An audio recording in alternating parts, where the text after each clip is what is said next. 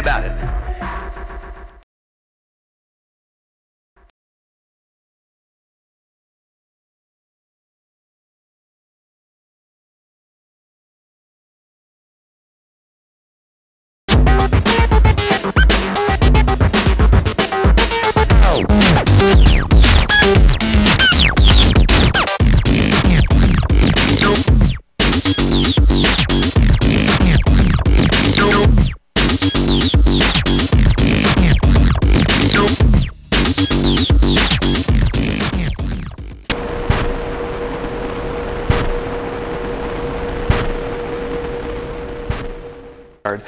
There were some friends of one of the tenants came in from out of town. We're staying with this particular tenant, whose name I forgot, frankly.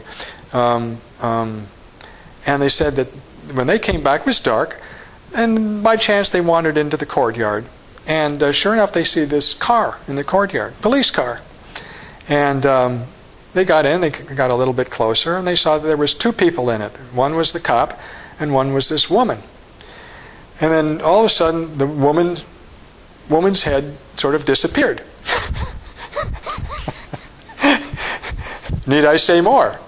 And they actually saw a sort of, once in a while they see a bobbing head, and sure enough, you know. So if the cops would be judged on the same standards that they arrest regular people for, I don't think anybody would have a problem. I mean, you could say the cops, okay, they have misconduct here and there, but you know what? As long as they pay for it, we have to pay for it. Why shouldn't they? And I think that's the crux of this particular problem with the drunken cops video. They didn't pay for it the way a regular citizen would. A regular citizen would have their name probably published in the newspaper, would be on their record. They'd be taken down and booked for public drunkenness and urinating in public. And that didn't happen to these police officers, so they were treated differently. And the disingenuousness of the prosecutor's office saying that there is no law in Jersey City that prohibits a cop from drinking while being armed. Well, of course not. Whoever would hear something think. We do have laws, however, in New Jersey, even in New Jersey, about public drunkenness and public urination. These cops were not prosecuted as they should have been. So it's not fair play, and so now when you got a cop who's confronting you, wanting you to obey the law, and threatening you if you don't, you think back on these instances. Well, wait a minute, this is a double standard here. You know, we should do something about that.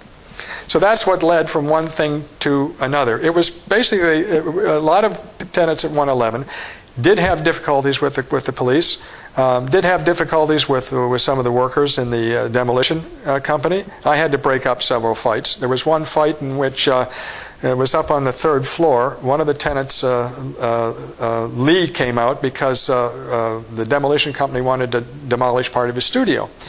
Well, it was a space that was empty, and which in this case was Lee Perry. He had appropriated that, quotes unquote, that space because it had been fallow for so long. But it didn't show on their maps that they had. They would go around the building and have their maps. You know, X marks the spot, let's demolish this one. And so they got into a big argument. The argument turned ugly. The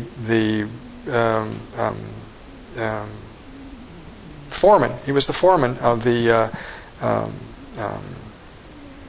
demolition. Bobby was his name.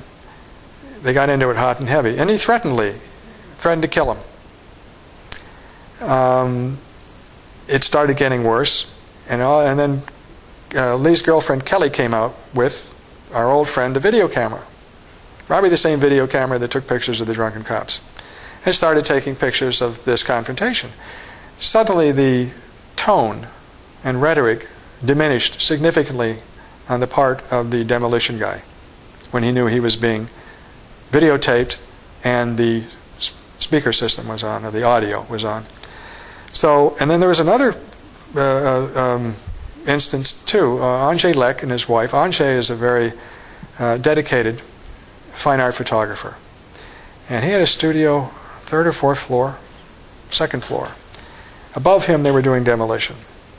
And they were banging things around. He was trying to work, right? And he asked the guy, he went up there and he said, "You'd have to bang it so much. I know you're demolishing, but please don't." After that, they purposely started banging things around more and more and more. Well, he went up several times. The got very heavy again. They almost came to blows. I, of course, was called in to intervene again, and we reached an understanding that they wouldn't do that. And there was another instance, too, when one of the artists, I think he was on the second floor, he complained twice that he was sitting in his studio and he was by a table, and all of a sudden this liquid came dripping down. The demo workers regularly made a habit of urinating in the building, wherever they damn well felt like it. And it went through the store. It was Eric's studio. And it happened to him twice. This kind of stuff. Bathrooms that were demolished and when they shouldn't have been.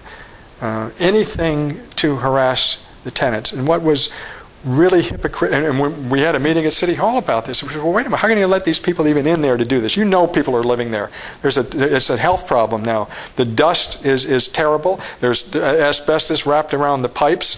You're exposing us to a lot of health problems. It could cause problems for the city as well, too. You know, well, our hands are tied.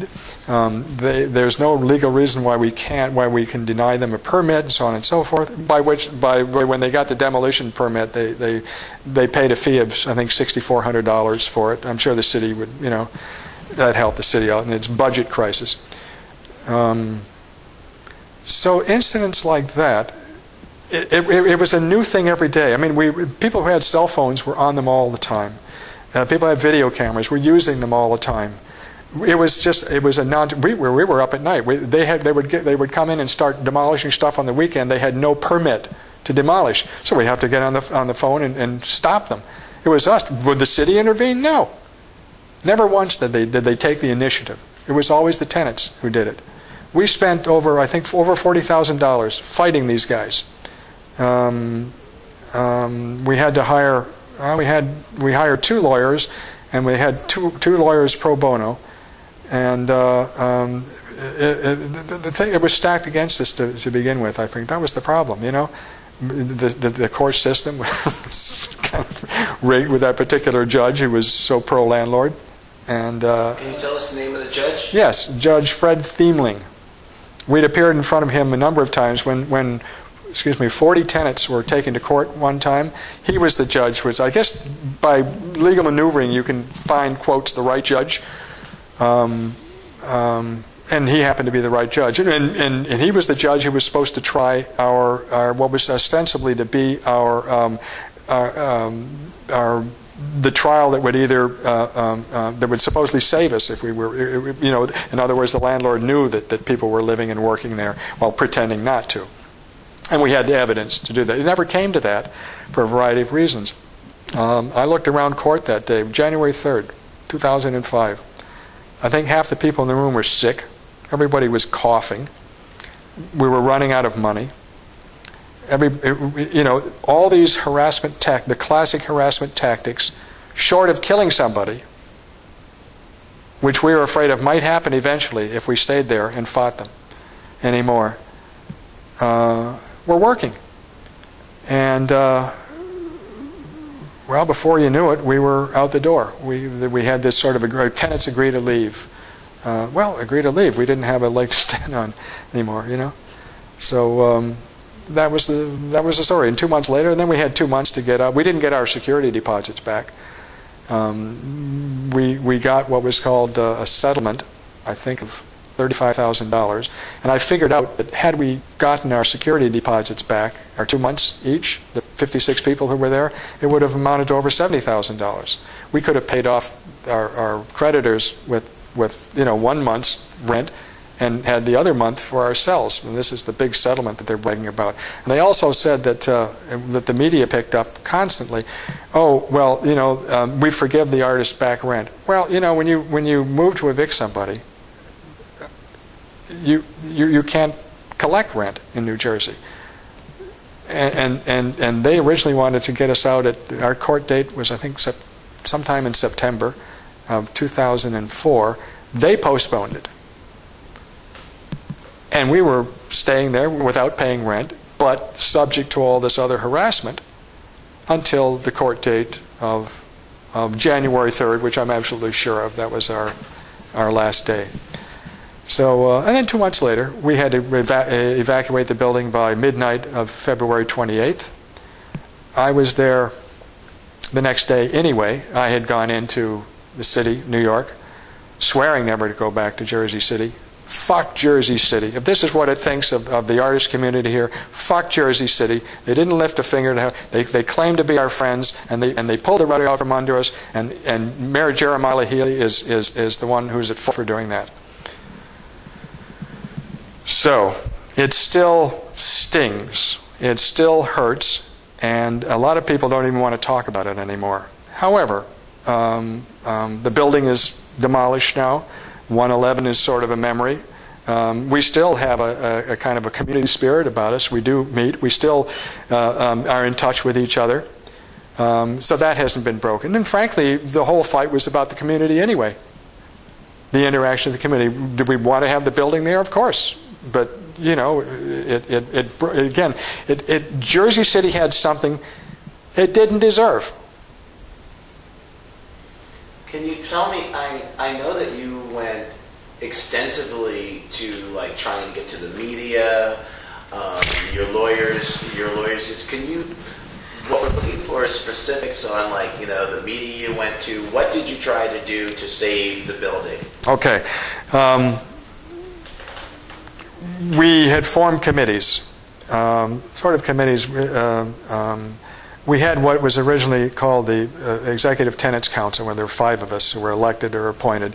And it eventually morphed into something called the Extended Tenants Council, in which there was about 15 to 20 people involved. The bad thing is that nobody knew who was what anymore. The good thing was it got more people involved. And by then people were feeling the heat, and people wanted to be involved. They had no choice. It was, you know, put up or get out. You know, you're fighting for your life then. And so that, you know, made a lot of people activists. I contacted the Village Voice. I said, we got to do some investigative reporting. Who better than the Village Voice? So I contacted them. Never heard from them. One of our lawyers told us that his son worked for the Village Voice. I said, gee, that's perfect. I said, well, please ask him to do some investigation. Have him send an investigative reporter here because this is happening, this is going on, so on and so forth. We had the arson fire. We had the smashing of the destruction of the tenant's property, the continual harassment. I said, I think there's a real story in there for somebody who wants to really look at this, you know. Who's behind all this and what's really going on behind the scenes, which is what probably, you know, if that had come out, it might have made a difference. We couldn't find anybody who was interested. The New York Times did do a couple of stories, but it was more like, they interviewed me a couple of times and a few other people, and it was more or less it was like an obituary. It wasn't a friggin' story. Oh, like we really want to, you know, we really sympathize with you. We really want to do something about it because this has happened to artists all over the country, which is true. Artists are having a hard time anywhere, even in New York, the so-called art center of the world.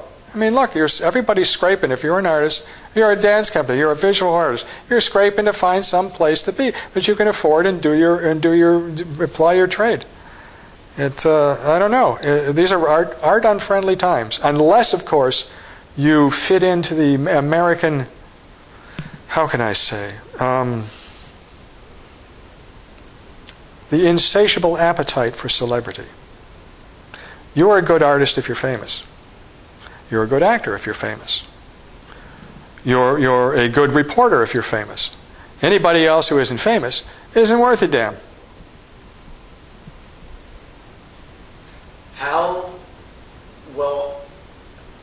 How did they just kind of snowball everyone? Like, it seemed like you had so many resources working for you. Mm-hmm. Then why wasn't the city more supportive, and why do you think that the media, you know, the Village Voice, which is known to be muckraker, you know, the New York Times, the paper of record, you know, the Jersey Journal, which covers this area, I mean, why were all these people kind of moot, or either just taking whatever statement was thrown to them by the powers that be? Mm-hmm. Gee, that's a loaded question. I wish I could. I can't answer for them, but you know, we did try from the sources we thought could be helpful and should have been helpful. Shame on them for not doing anything. I'm pissed at the Village Voice, among others. And you're not going to get any investigative reporting from the Jersey Journal. Anything that does, you know, if they can't look it up on a public record, they're not interested. It was, I don't know, it was very weird. I mean, why has the media been so cowed about the Iraqi war? Why have they given the Bush administration mostly a pass? Why? Everybody's afraid. What are you afraid of? What's to be afraid of? Are they going to send the mafia? Are they going to break your knees or something like that? Jesus.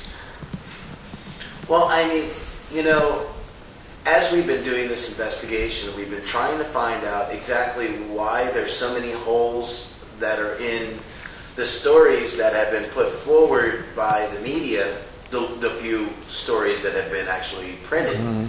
And then it seems that there's a kind of hey, that's an old story. Oh, of course. Let's move on. Let's move on. So why do you think that this is still a relevant story? Why did you agree to do this? Why did I agree to do this? Because I don't think the public really knew what we went through. I don't think it really came out in the newspapers. I don't think they knew the extent of what was happening. And there was also a kind of a backlash against those artists. They just want a bunch of cheap rent.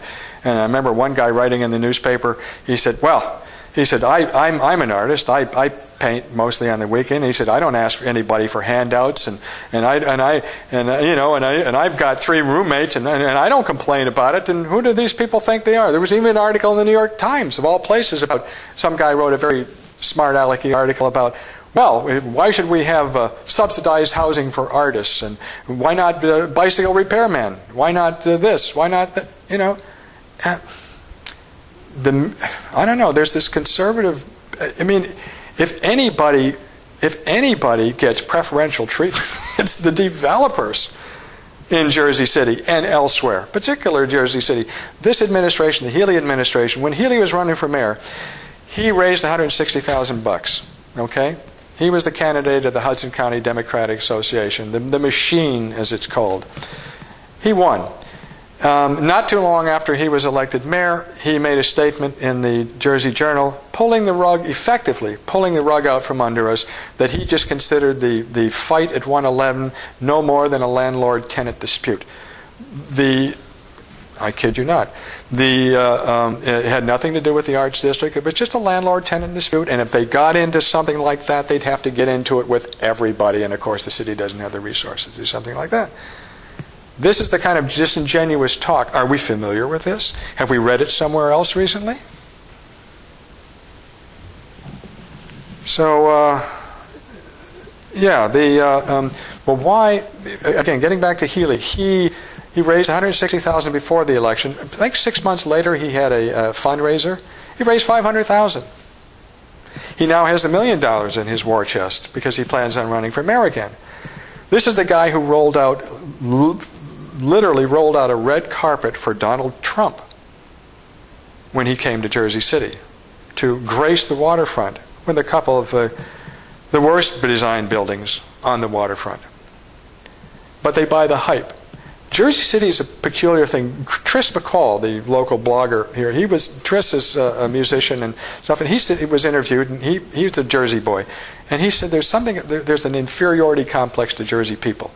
And if somebody comes in from New York and they have the Jersey people act like hicks, they just have this, and I think that's part of it. I really do. I mean, why else would you, in your right mind, would you roll out a red carpet for Donald Trump?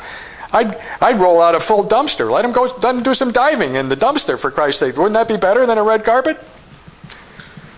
So, but most of Healy is afraid to do anything. He's afraid that if there's one little thing that goes wrong, that the developers won't won't come to Jersey City. They won't find Jersey City attractive.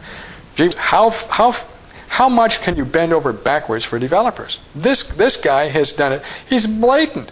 He's more than any other mayor. He does it. Developers this, developers that. We tried to sell ourselves as developers. We developed culture. We couldn't care less about culture. All they cared about, people on the council, like as I dubbed him, Dollar Bill Gorhan, the Raja of rateables. All he cared about was bucks. Right? He didn't care about. We tried to talk to him. We said, "Listen, but this is the artist. It's historic. You know, the governor's commission has shown that arts bring in 10 times the amount of money that's invested in the arts. People open up stores, they open up galleries. This is attractive to the neighborhood. There's a cachet to the neighborhood. You know, it does bring development. You can have that, and you can have you can maintain the historical integrity of the neighborhood, which is what we wanted. I mean, 3, 4, 5-story buildings are great. Why should there be? Now, Goldman had 7 lawsuits. Goldman, Lloyd Goldman, the owner of 111 First Street and formerly 110, he had 7 lawsuits against the city. One of which he charged that the zoning, the Arts District zoning, represented spot zoning. And it was discriminating against his property because he couldn't develop his property like they did at Newport or some of these other places where they put up 30 and 40-story buildings. Well, this administration, the Healy administration, after about a year of so-called negotiations, gave Lloyd Goldman everything he wanted. He got his own special little district within the Arts District called the Residential Arts District, in which the 110 and 111 lots received a special designation. Now, if that's not spot zoning, what is? But when it works for him, everything's good. He also contributed over $1 million to a fund that was supposed to go to arts organizations in Jersey City. This was for the 111 Settlement Fund. The Jersey City Museum got a check from the city, from this fund, for I think $350,000. I wrote a letter in the newspaper about this. How can an organization like this accept what amounts to blood money from a guy who got rid of the largest concentration of artists in the city and the state of New Jersey? Where are your ethics? I think they cashed the check. The Lowe's Theater was slated to get the same amount of money. I didn't see anything in the paper about that. However, I missed that. So, again, it seems like the 111 was responsible for like a mini boon down there. The cops were making money. They loved it. One cop told me, he said he hoped that it never ended. The firemen were making, but they were there on overtime. The politicians, we know that they were making money. Who else? Goldman stands to make money. He probably stands now to make $650 million on those 2 lots. This is a guy who's a billionaire. Lloyd Goldman is in his late 40s. I just wonder, I've wondered about it often, and this is a man who is in his 60s or 70s and has all the money and real estate that he needs, which he has now, but let's say he wanted to leave a legacy. Lloyd Goldman is also a big contributor to a Jewish charitable arts association on the Lower East Side, New York. It's not like he's ignorant of the arts. It's just when it came to his business, nothing else mattered. Had he been a man in his 60s, would he have done what he did as a man in his 40s? Here's a guy who maybe would have sought to have some kind of legacy. Perhaps he might have said, an arts center. Okay, I can still make money at this. I can develop this as an arts center. I'll go along with this. I think it's a great idea, We'll keep the artists there. I mean, the artists have been in my building now for 15, 16 years. Why not continue? We'll never know. do you think that the artists really fought for the space the way that you would have hoped as the tenant association president? What do you mean? You mean? I think, especially in the last 6 months, yes. I couldn't ask more. There were a number of people who worked just as hard as I did, worked just as much. When people realized that their studios were on the line, it gave people who were been reticent for whatever reason, it encouraged them to have more of a commitment. And that ironically, although it turned out badly for it, that's what really cemented and forged our sense of as a community. We went from being an organization, we went from being in a group to a tenants organization, to a community, to almost a brotherhood, a sisterhood, a family. That was the progression that I noticed, and that was an amazing thing to watch. And the people who, as I told you earlier, were, when they would speak about 111, initially they might have been not too polished, didn't know quite how to say things in public at public meetings and stuff. They became quite good at it, because the more they committed themselves to that, the more they believed in it, the more they were able to talk straight, to talk right. And it was a beautiful thing. And it's a damn shame it's gone. And I lay that right at the foot of the Jersey City politicians, who I would advise the people from the Embankment and any other group, the Powerhouse Art District, Neighborhood Association, whatever you do, do not trust anything that any of the Jersey City politicians tell you. There was one wonderful moment. It was back in. It was a bad good moment. It was when the new council voted to accept this compromise with Goldman, in which the $1.5 million would be the blood money thing, and his own special district, and so on and so forth. And they saw it as this good thing. One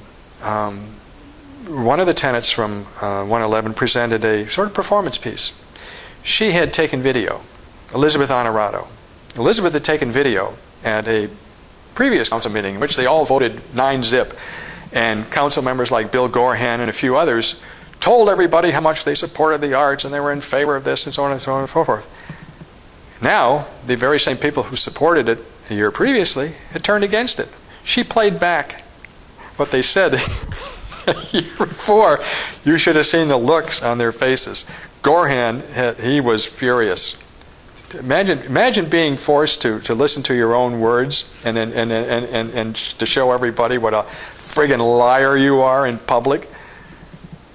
And he tried to demean her, well, this young lady within this skit, they always try to diminish what you've done. But when you confront people with the truth, they don't like it. Now, I mean, over and over again, of course, like arts districts are destroyed everywhere around around the country.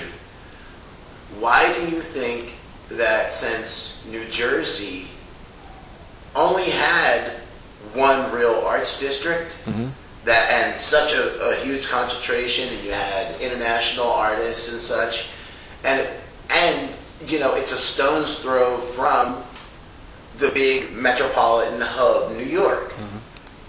Why didn't the politicians see that as something that they could line their pockets with? They would be able to line their pockets just as much and more, and make a better name for themselves than they would have had they done what they did, because it just made them look like hypocrites and liars. It's their culture. Could you elaborate? They grew up that way. I have this little theory. This town was run years ago by a man named Frank Hague. Frank Hague was mayor for 40 years. He's known as Frank I Am the Law Hague. He managed to get, he actually helped. He performed for Roosevelt what Mayor Daley did for Kennedy. He actually got help, he was a very powerful politician, delivered the votes, and as a consequence got money for thank you very much, Mr. Hague, and built a hospital called the Margaret Hague Memorial Hospital, in which generations of Jersey Cityans have been born in. Think of the symbolism. They're all brothers and sisters, symbolically, of Frank Hague, who everybody, he's like Mr. C, the big C for corruption. There's a desk somewhere in a museum somewhere that he used where they had a special drawer in it, and somebody would come into his office and they'd have the money in the envelope, and he'd push this third thing and the drawer would flip out and they put the money right back. It's actually, and he had a secret room up at the hospital up, the Art Deco hospital up on Montgomery Street, which they just discovered here, a few months ago when they were going through the place. Legendary character, but I think he's like the great war chief who became like a mythical person, but who, and whether people realize it or not, he's made a big impact on people's psyches. And I think that these people in Jersey City, the old-timers, I don't think they think of it as being corrupt. It's just the way things are. This is the culture here. They don't, I've heard council members say, I don't think it's corrupt. I don't think that it's blatantly corrupt. One of the new council guys tried to get the Jersey City Council to pass an ethics bill, right? That you can't hold dual offices or something. It was defeated. Ethics, I don't think there's any corruption around, said Peter Brennan, one of the council. What corruption? I don't see it, It's part and parcel of their life. For an outsider, like me or others, it's clearly corruption. But for them, it's all part of how they grew up. That's what I think. It's the only thing that I can think of that would explain the depth of it here. And until that old, those old boy networks are gone, man, you're going to have these politicians who are cultural illiterates, ignorant. It's not that they're not smart or even intelligent. They just don't. They don't seem to care. They don't seem. Oh, arts. Oh, well, They just, it doesn't register on their radar. They don't see it as, they can get it, they really think that getting tax money from letting any developer in to do his thing is the way to go. And that's it. That's a simple solution for them. They don't want to see beyond that. It's a shame. And again, until that old mentality is, and trust it, Jersey City it has a golden opportunity. It really does. But these guys are they're going to blow it for the city, I'm afraid. So. Now you had mentioned that there was a number of connections that people hadn't made between, the different factions, between the construction companies, or just the idea that there was stuff that should be better investigated between the construction companies, the mayor, the police, what was happening at 111. Mm-hmm. Could you discuss that? Or just, just from your perspective, how you see it? Yeah, I can discuss it. I can discuss it peripherally because I don't know everything. I collect articles from the Jersey Journal and other places. And it's interesting when you take these stories in isolation. They don't mean a heck of a lot. When you collect them over a period of 6 months or a year, you start to see a thread. Well, I always felt that there was a untalked about mafia presence behind the scenes.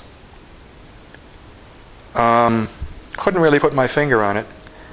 Although one can make a case that anybody who has a construction business in New Jersey is acquainted with a certain family, Genovese, we were told. But exactly what influence they had, I can't. I know there's something there, but I can't put my finger on it. I wish I could. I wish I had more information, but I don't have it, and I don't want to say anything that they say, "Oh, this guy doesn't know what the hell he's talking about." But I could sense something like that, and I mean, there was, as far as the developers go, it's clear. I mean, this council and this mayor has made it clear that the developers have virtually carte blanche, and I think that's reflected. And you'll search out the contributions that were made to this particular mayor and other people, other politicians, and you will find that there a significant amount of developer money and lawyers who represent developers are also heavy contributors. So that's the thread. Follow the money. Do you think that one day somebody will actually, do you think that one day someone will investigate this in a way, because we don't have the power, we only have the power to seek out the people that, I guess, the low-hanging fruit, so to speak. We don't have the power to get to the Attorney General's office and to make them make a statement. They can just say, "The hell with you." Internal Affairs was really cool to actually talk to us, especially for almost an hour, for God's sakes. But still, we really, outside of learning procedural things, we really learned nothing about exactly what happened with that case. And even a lot of the things like you had mentioned about, where the streets line up, just things that were just factually wrong that anybody could have sought out. So do you think that one day let me word it differently, do you feel that one day one of these journalists that are actually paid to do this will actually do their job? In New Jersey? Jersey, New York? Let's say this. Journalism has a history of investigative reporting. One thinks of the Pentagon Papers, for example. Okay? Classic example of journalists doing their job. The freelance amateur journalist you mentioned, a friend of yours who's in Iraq. The unembedded journalists. That's probably where it's going to come from. The power structure, and I'm defining it rather loosely, police, politicians, corporations and stuff, those with those kind of interests, you're not going to get it there. What disturbed me so much about that article is when somebody in the prosecutor's office, the Attorney General's office, said this disingenuous thing, hoping that people won't notice. They really think people are that stupid. Maybe most people are. Maybe nobody cares. Oh, there's an answer. Maybe people go on, who won the ball game last night? And they don't really look. They say, well, what did this? Well, the guy puts it out there. They give you clues. It's up to an investigative reporter. I wish I knew of somebody. I spent a couple of years trying to find one. I couldn't find one in New York, and I couldn't find one in New Jersey. Where are they? Hello? Call me. Do you really think... Sad, isn't it? It is sad. Well, I almost find it laughable that it's laughable on one side and horribly sad on the other. Because here it is, any of these people could have actually sought this out. When I talked to Jersey 12 on Sunday, they called me up. They asked me, what's the particulars about this? Do you know who actually shot the video and such? And we hadn't been contacted at that point, so I had not known. This then turned into them. I said, "Do you want me to send you the video?" So that way you can see the raw video for yourself, and at least you can look at the framework of this. Well, we're talking to our editor. We just don't know. Now, any of these things, especially for Jersey 12, it's a perfect case to investigate just because there's so many seedy things that are obvious. You know, they can go and interview the arson team that was there. They could talk to those people to find out, well, what exactly was that? Like, you called this arson. It wasn't the artist saying that this was arson. So I guess my point is like, why do you, and I know I'm kind of belaboring a point, but I feel it's important to understand like the construct of exactly why these people, I mean, the Village Voice should have no reason to be afraid of New Jersey politics, especially since you said the whole idea of like, you know, the kind of, we're big in New York and this is this hick Jersey town, so on and so forth. So, I mean, can you just elaborate on that? Because like in kind of a closing? Well, in other words, why don't they do their job is what you're asking me to elaborate on. Hell if I know. I wish I knew. I'd be on it. How come you're on it? That's not your job, really. You do it because they're not doing their job. I'm doing this because nobody else is speaking out. That's why. It's a vacuum. It's a vacuum that shouldn't be there.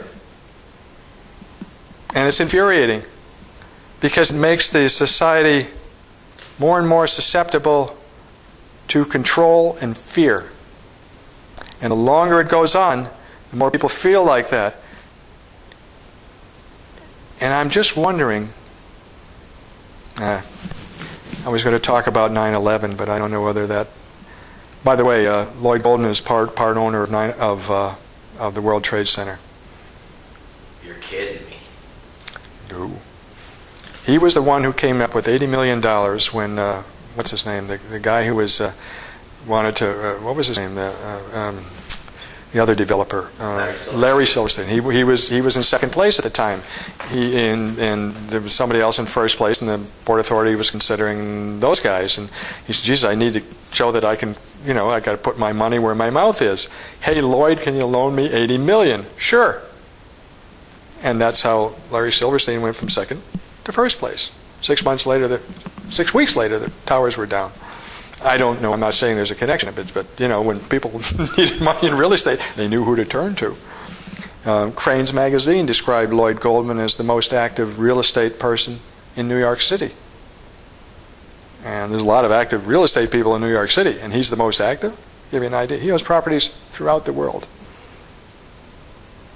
We met with Lloyd. You know, he's a very tall man, 6 feet. Looks very young. I swore he was like, he looked like he was 18 or 20 years old.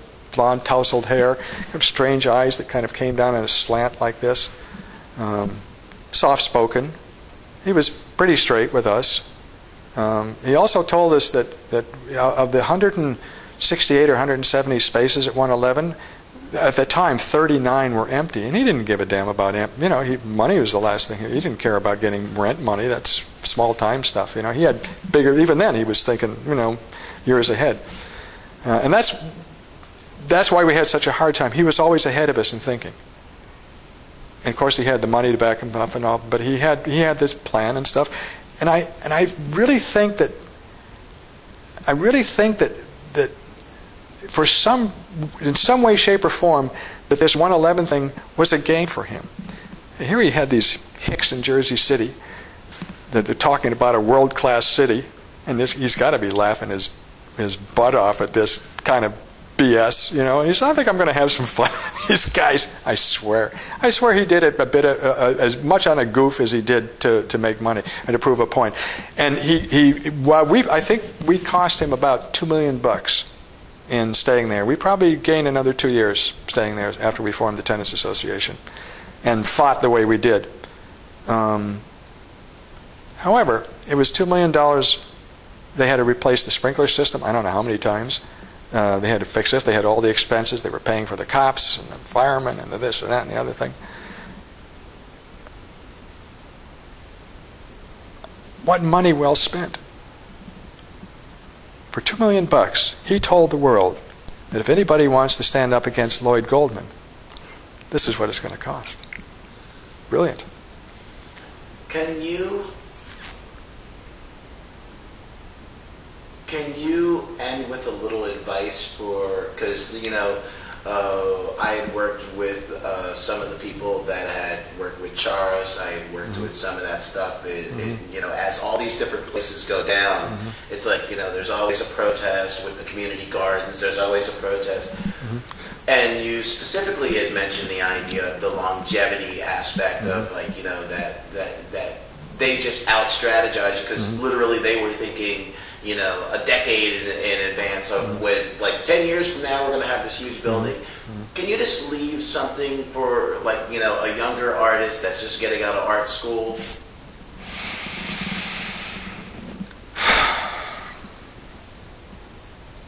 No matter what happens, pay attention to your artwork.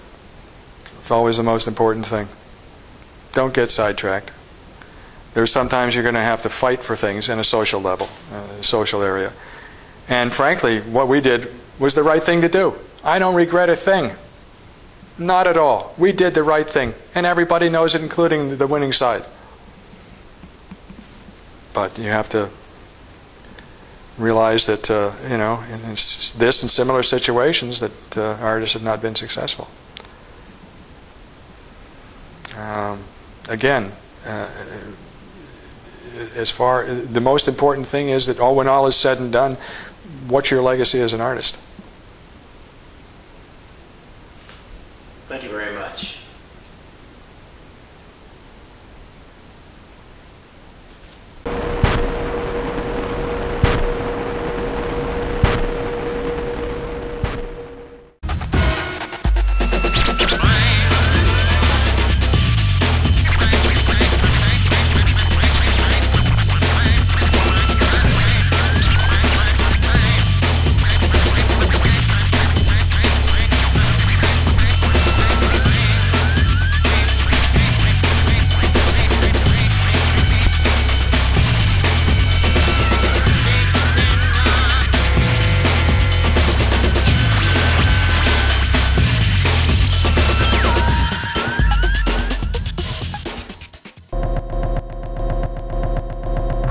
I said, sit down. Tell me about it.